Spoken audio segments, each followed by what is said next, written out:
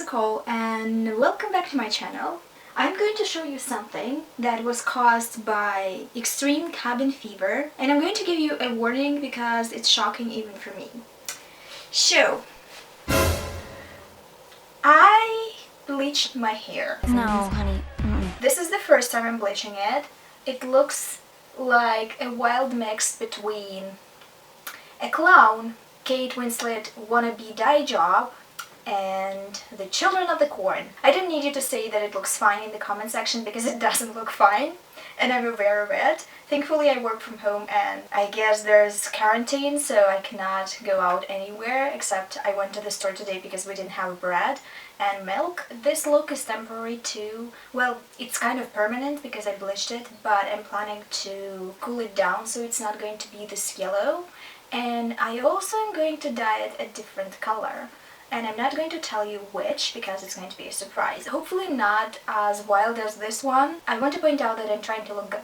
It just didn't happen yet. Today, 2 weeks in, I'm starting my old read-a-thon. The premise behind the read-a-thon is very fun, especially if you read Harry Potter, and I think a lot of people read Harry Potter obviously. You have to choose a magical career that you like and take owls or newts. This time around we're doing owls. There's a certain amount of subjects you have to pass to be able to say that you can take this career path, basically. And there are so many to every taste. I'm not going to lie, a lot of them seemed very tempting. Personally, if I were in a position to choose a magical career in Harry Potter world, I would go for either herbology, Cursebreaker, or something to do with media. For this round I decided to go with Cursebreaker because the prompts that were tied to the subjects were the most interesting to me, and there were a good amount of books that I needed to read. So to be a Cursebreaker I need to pass Ancient Runes, Arithmancy, Charms, Defense Against the Dark Arts, Potions, and Transfiguration. Each subject has a prompt. For Ancient Runes I need to read a book with a heart in the cover or the title, and I had chosen Heartless by 𝕊𝕍𝕋.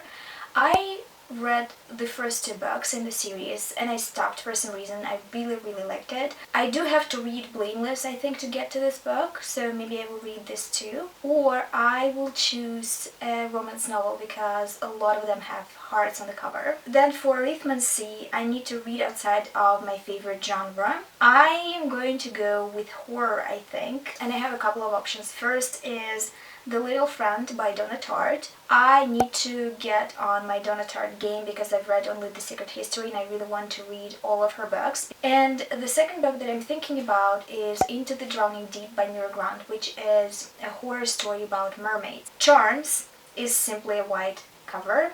And for this I have options. First option is A Good Girl's Guide to Murder by Holly Jackson. It's a young adult mystery. I love this new trend in young adult where a person who's really into true crime just takes a case and tries to solve it. I feel like it's very fresh still and I really want to read more books like that. Plus, I've heard good things about this book. The second book is very ambitious, but I'm going to mention it anyway.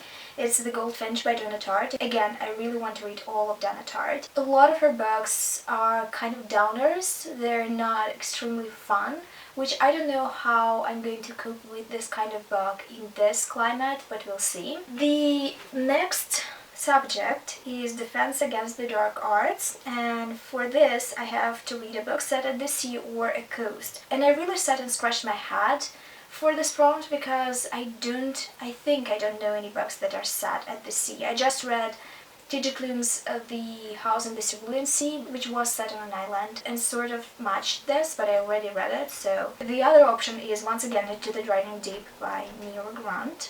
And I'm not sure we can't count one book for multiple categories, so I want to choose another one in case. One book that I'm thinking of reading is In Other Lands by Sarah Rees Brennan, which sort of has a magical school, I've been told, and it's kind of Harry Potter-ish, which I like, but it also has a mermaid on the cover, so I'm thinking maybe it has to do with mermaids, kind of, sort of. The other option that I had to rock my shelf for it, is Circe by Madeline Miller. It is set on the island, I think. So it kind of a seacoast story. I also been meaning to read this for a long time, so I think it's time. Then it's Potions, which is the book under 150 pages. I think I'm going to use Into the Drowning Deep by Nearground here, because it's supposed to be a short book. It's novel in length. Hopefully it's under 150 pages. If not, I'm going to read a graphic novel or something. The last subject is Transfiguration, and I need to read a book that includes shape-shifting. So a book about a werewolf, I guess, or something else. The first thing that comes to mind is The Brilliant Death by Amy Rose Capetta. It's about this girl that can shape-shift into things. It's an FF fantasy, and I just read a bunch of terrible straight romances. If you have not seen this video, check it out because I suffered for it, and I really want to read something queer because I'm tired of straight nonsense. And the other option that I have here is to read T.J. Klune's werewolf series. It's supposed to be interesting. People said that it's a bit dark, but I'm also rewatching Teen Wolf, and it's like the gayest straight show ever, and I feel the need to read something gay and werewolfy, so we'll see, maybe I'll read that. So these books are on my magical Read-a-thon TBR. We'll see how the cards lay later because I'm not sure that I'm going to read all of them. We'll also see my hair transformation in this video, I hope, because I'm planning to dye it today. I seriously am planning to look good, but it's never promised. Hey, I'm back, and I'm rocking pink/purplish hair. I swear it looks really good. It's just dark as ass outside and my hair is dirty. I need to wash it. Anyway, I'm really happy. I'm going to show the results to you a bit later, maybe when the light is a bit better. I was just doing my stretching recently. I noticed that my muscles are a bit stiff because I work a lot from my bed, which I know is bad for me, but everyone is working from home now and there's no empty spaces where I can sit behind a table. So I picked up a habit of doing either meditation, depending on how I feel, or the stretching, at least 15 minutes every day. And I like it. I do the yoga with Cassandra classes. She's on YouTube. If you're interested, I'm going to link her. Then I thought, since I have a break, I need to update you on a book that I'm reading. I started Circe. It's literally so gorgeous. Every single time I see the cover, I'm like, wow. Anyway, it weirdly reminds me of The Cruel Prince. I know I'm tripping, but stay with me. The thing is, this book, unlike The Song of Achilles, which I also really love, is about the gods and the pantheon. So it's sort of giving me the same vibes because it feels like I'm reading about a fey court. Are the fey books the modern retellings of myth? Is the question actually that I really want to talk about. Maybe I will make a separate video, but you know when I say it like that, I never do, so we can just chat in the comment section. Like, there are so many similarities between fey courts and mythology. For example, gods are eternal, fays are eternal. You can meet a god and you can meet a fey, but they're going to look completely different to you. They're going to appear less scary than they actually are, which is a common thread in mythology too. Sometimes gods turn into animals. Zeus, for example, was very fond of doing that, and they fuck with people. Sometimes they also fuck people. And fays are also notorious when it comes to turning into animals and also fucking with people. So, you see where I'm going? Sometimes gods grant people wishes, or they're giving them a certain power that has a very fucked up limitation. So I don't feel like I'm being wrong here. On other, not completely unrelated note, I'm enjoying this. I also see a trend in how Madeline Miller chooses her stories, because she sees a character that was underappreciated, was beaten down, and she wants to tell their story. She's like, don't worry about it, I'm going to show them all. You're going to get your revenge. It's literally her jam. Take Patroclus, who was thrown out of his house and who gets the hottest boyfriend, and take Circe, who is hated by her mother and her siblings and who's going to get her revenge, I'm pretty sure.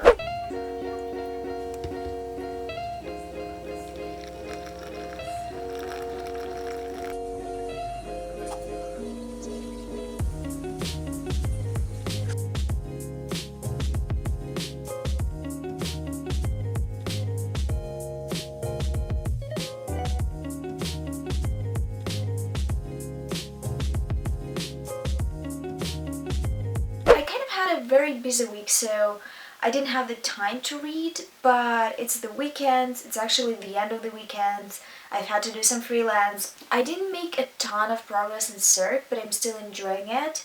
I prefer ebooks over physical books because I read at night, and between reading under the lamp or reading from the screen, I will always choose a screen. So alongside Circe, I also picked up another book. It is for the white cover prompt. And no, it's not a goldfinch. I don't know what I was thinking going into this video and choosing this humongous books because I only have 2 weeks. Instead, I picked up A Good Girl's Guide to Murder, which is a young adult mystery. It gives me so far everything truly devious I want it to be. It's about this young girl named Pip who takes a summer assignment. I don't really know how UK education works, and instead of picking something super boring, she decides to investigate a case that happened in their town a few years ago. In short, there was a girl named Nnedi who went missing and whose boyfriend 𝕊𝕆𝕆𝕀𝔸𝕃 was blamed for the whole thing. Pip suspects that he wasn't involved though, and no one can ask actually either of them because Nnedi's body was never found and she never came back home, and 𝕊𝕆𝕆𝕀𝔸𝕃 killed himself. It's one of those books that has documents from the case, some interviews that were conducted, and I enjoy it when mystery novels have that because I kind of feel like I'm investigating. So we'll see how this book goes. I've heard a lot of great things about it. People say that the ending is out of this world. And after Sadie, I have not read any young adult mysteries that were really good. So I'm excited about it. I'm also drinking some homemade matcha latte, which is terrible with oat milk, especially because I took one that was unsweetened. I don't know what I was thinking. But the cow milk recently doesn't sit well in my stomach, so I have to drink nut milk because of it. Sometimes, actually, cow milk works fine for me, and sometimes it just doesn't. I don't know why.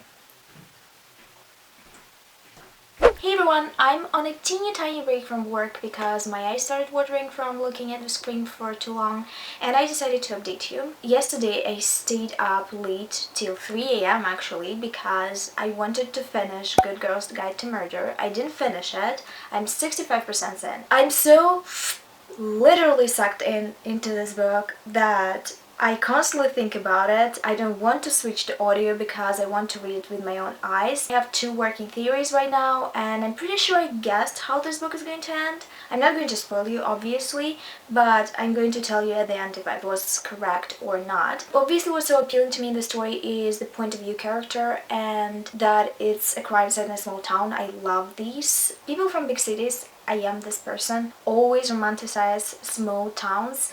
I don't know why, I know it's incorrect, but I just do. Also, it's super engaging. There's so many plot twists, a few things I didn't even expect at all. I'm really trying to not spoil anything from this book because in mystery stories it's super important to read them for yourself. But I'm enjoying it a lot, maybe because recently I've done this video about my mom's historical romances and hated almost every book, so now I'm reading good books and I'm really happy about it. This book is young adult, and surprisingly it had one of the most terrifying scenes that I've ever read in my entire life. I don't read horror, so it tackled one of my biggest fears. Pip and her friends go camping. They eat food and drink and tell ghost stories, the usual things that you do at a camping site. And then they suddenly notice that someone is watching them from the woods. And instead of taking all their shit and running to their car, Pip runs into the woods and everyone is running after her, and there's a crisscross of lights and legs and no one can see anyone. And I know that a lot of people would say that there's nothing scary about this type of situation, but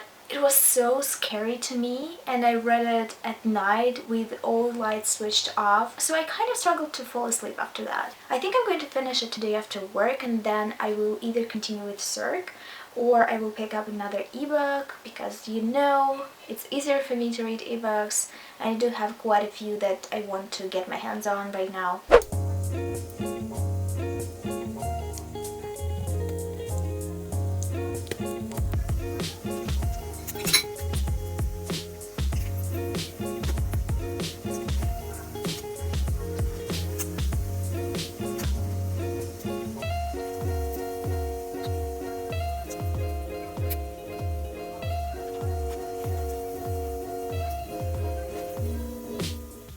Time for an update. It's been a while because I've had a lot of work to do. I just had a breakfast. It was top notch. Took a shower and realized that most of the color in my hair washed off, which is sad.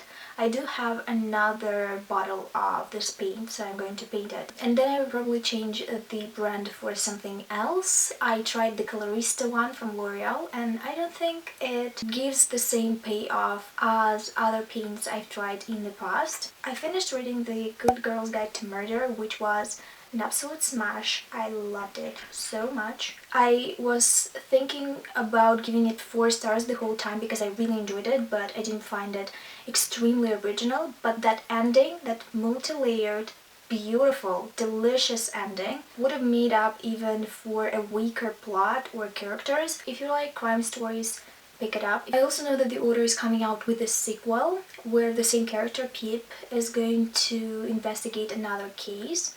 And I'm really excited. I think it's going to come out at the end of April, so I will probably pick it up. Then I jumped back into Circe by Madeline Miller. Stuff is heating up and I'm going to continue with it, I guess. I will try to not jump into another ebook. I think after this I'll pick up In the Drowning Deep by Mira Grant. Why the fuck you lying? Why you always lying? Oh my god. Stop fucking lying. I'm now planning to dress and go out to feed the stray cats in the complex apartments that are close to us. We bought some cat food for our cat and he didn't want to eat it. Someone has to get some use out of them, and also there are a lot of stray cats here and I'm not sure that people are feeding them the same way they did before the quarantine started. So I'm going to put on my clothes, my mask, and just go for it, I guess.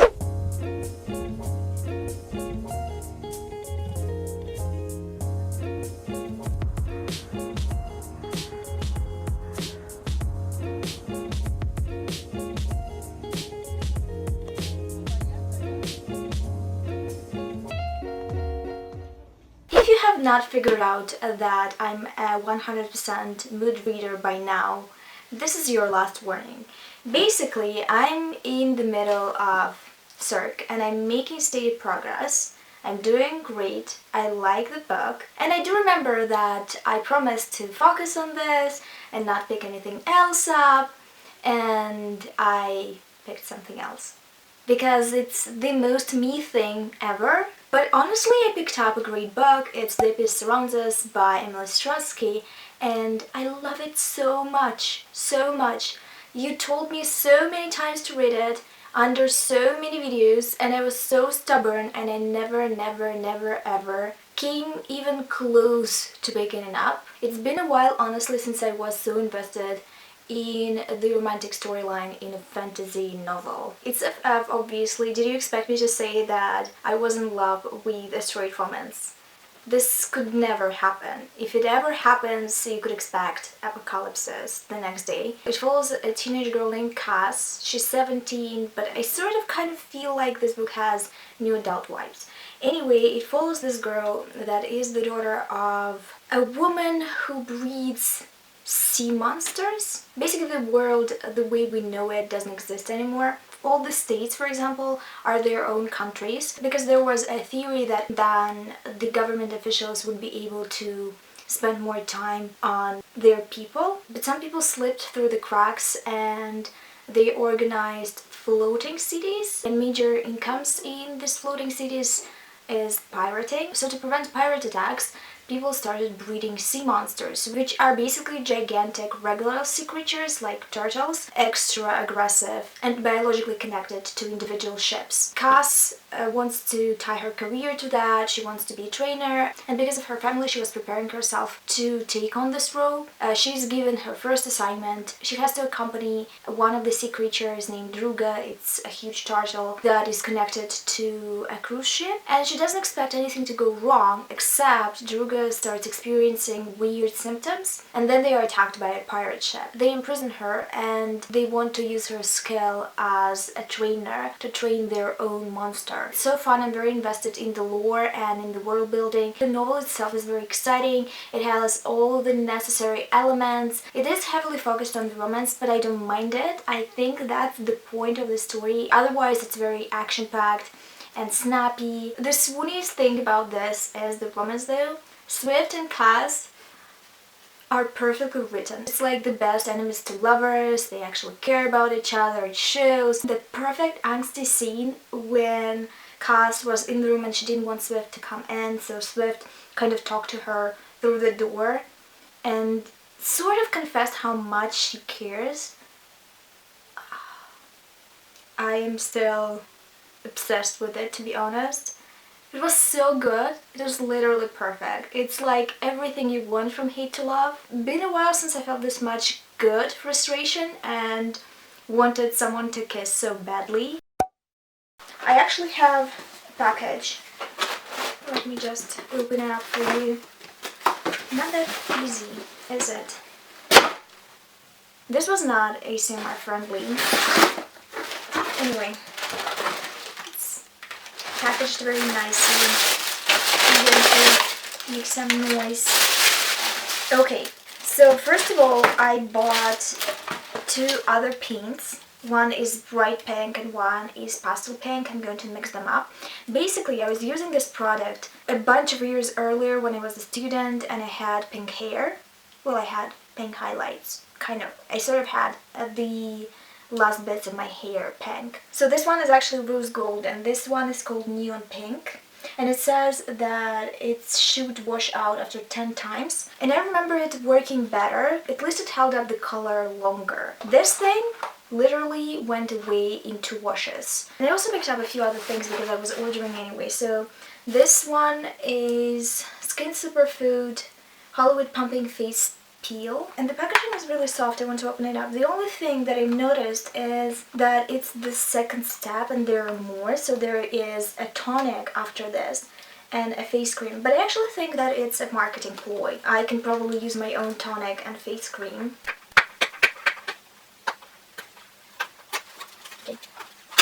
Let's see.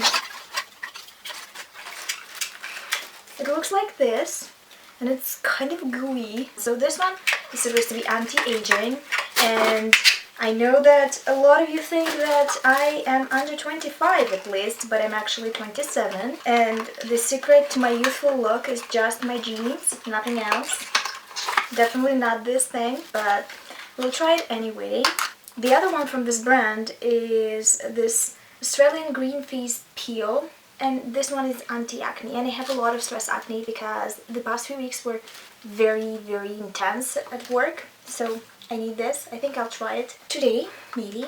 And I finally finished The Abyss Surrounds Us and I want to fling myself into the sun. The angst, the longing, the everything in this book is killing me. My curl pattern is extremely odd because I was sleeping with wet hair, which I do not recommend in general, so I'm trying to form somewhat of a decent hairdo here, but it doesn't work. I'm reading Binti, well, I'm listening to Binti, because I started the mermaid book, In the Deep Blue Sea, something in the deep, I don't remember the title, Rolling in the Deep, no, that's Adele, something with the sea. I actually thought this book is very short, about 200 pages, and it turns out it's 400 pages, and I am not ready to read a horror story that is 400 pages long, so I don't know when I'm going to read that. Instead, I decided to pick up Binti because it's on Scribd and I can listen to the audio. It's only 2 hours long, and sci-fi is kind of a genre that I don't pick up often because it's not my favorite. So far, I'm extremely bored. I don't like it, I don't feel it. It's a hard sell for me when it comes to sci-fi. I only like space operas with large casts and that has some interesting cultures and dynamics. Even though Binti does have culture for sure, it doesn't have much plot. But I'll see, maybe I will change my mind. I'm listening to it while preparing for a video that I think is going to be extremely exciting. I managed to put my hair in some kind of order and I finished listening to Binti, and unsurprisingly I didn't like it because it's just not my cup of tea, I think. As I said before, sci-fi is a hard sell. It has to be a very special book for me to enjoy it. So I'm not surprised. I'm not going to say that this book is terrible. It's not terrible, it just wasn't something I'm into. I know that a lot of people actually enjoy it. I wanted to film today, but I don't feel that well. My head hurts for some reason. I think the weather is going to change. So I'm going to read my fake Canadian wife for the under 150 pages challenge, and maybe I would be able to fit some Kirk into this. Why the fuck you lying? Why you always lying? Oh my god, stop fucking lying. At this point, I could title this video ignoring my fixed TBR for 30 minutes straight or growing acne on my face for 30 minutes straight, and it won't be a lie. So, in conclusion, you cannot trust me because if I react to the first clip of this video, it will turn out that I have read only 2 books from the TBR that I had chosen for myself. And this TBR wasn't even this strict because I had options. It seems like I do hate fixed TBRs as much as I expected of myself. Anyway, I finally finished Circe by Madeline Miller, and I'm proud of myself because this book has been staring at me from the shelves for a month. I think for more than a year actually. I loved it. I loved it so much for such a quiet book that is mostly set on an island because Circe was sent as a punishment to an island and lived there for most of this book. It still was such an entertaining story. I don't know how entertaining it would be for people that don't know much about Greek myth, but I also think that most people know a lot about Greek myth because it's something that we learn in school and it's not something you can choose not to learn about. I don't know if it's everywhere else the same way as it is here, if people do spend this much time on Greek myth as we did. The element that I enjoyed very much is how it connects the dots. So there are a few different myths that are told here through the point of Circe, and she's a part of a lot of different myths too. Maybe she is not the main character of them, but she is the background character, and she appears a lot in the Greek mythology. So it was interesting to see her history laid out in front of my eyes. If you think about it, a book that is set on an island with a character that doesn't have to survive much there because she's pretty much mortal sounds like such a dull idea for a novel, but Madeline Miller pulled it off. I genuinely think that it was very, very cool and entertaining, and I was surprised that there was actually an arc for her. A very unpopular opinion perhaps, but instead of a Persephone Hades, I would really love to see a Hera retelling. I think Hera is such an interesting character in Greek mythology. She's extremely underappreciated, always considered to be just Zeus's wife, but she was very accomplished on her own. The next thing that I picked up after Circe was a book that I didn't even mention before. So I had to read a book with a heart on the cover or with the heart in the title. And then I watched Fatwa's video about Netflix TV shows and book recommendations based on them. And she mentioned Jack of Hearts, which I've heard about before on Twitter, but not that in depth. And when she described it, I was like, yes, this gives me sex education vibes. If you don't know what sex education is, it's just a Netflix TV show that is groundbreaking, fantastic. It's about this guy whose mom is a sex therapist and who's a bit ashamed of that, who goes to school and starts a sex clinic as an accident because he knows a lot about sex and becomes a bit popular. I love the show. I talked about it on my channel before, and I genuinely wanted to read something like that. Jack of Hearts by Rosen definitely has a different vibe, but it's written by a queer dude, so I was very excited. And it stars Jack, who's gay and whose proclivities are kind of talked a lot about in the school because he's openly sexually active. He's not as adventurous as people expect, but everyone spins so many rumors about him that it kind of went off the rails. Because of that, his school friend that has a gossipy blog asks him to write for a column that they're going to call Jack of Hearts and Other Parts. It's dating and sex advice, so he does it. And he starts receiving low-key threatening messages in his locker. I don't know if it's a stalker situation yet because this person certainly is interested in Jack romantically. I'm not very far yet, but I'm highly invested. I really want to know who this person is. Hi, so I finally finished all the books I want to say on my TBR, but That would be a lie, because my initial TBR was very different from the books that I've actually read. But I finally finished my owls, and I want to remind you that I had chosen the path of the curse breaker.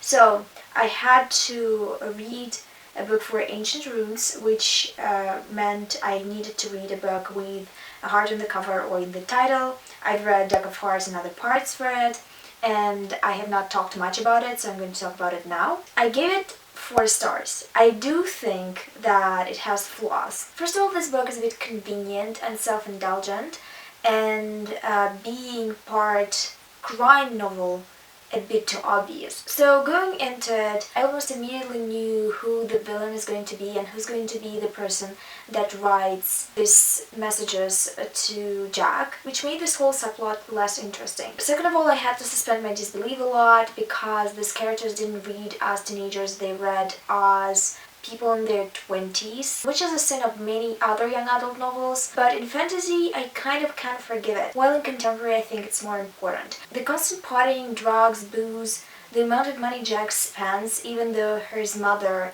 is a doctor, is a bit unrealistic. The amount of sex he and his friends have is extremely unrealistic. Teenagers don't have this much game. At least they were not having this much game when I was a teenager. They were horny. We were horny. And we were not shy about it. We constantly talked about sex, but we never had it. And I do think it depends on the area and the circumstances, but also it felt like a stretch. While I loved all the advice that Jack gave to other people, I think it was very smart, it was clearly very researched and careful, I do still think that the ending of this book and the whole arc is self-indulgent. From my point of view, gay men still clinging to the idea that casual sex is the biggest right that they have to fight for, and that it's as important as other issues in the community, feels a bit regressive, and there's a very obvious thread in this book that is basically this thought. There's nothing deep about having sex with other people, and certain members of our community do face more challenges than not being able to have casual sex. I would have loved it much more, and I would have thought that this book is more meaningful if we actually talked about how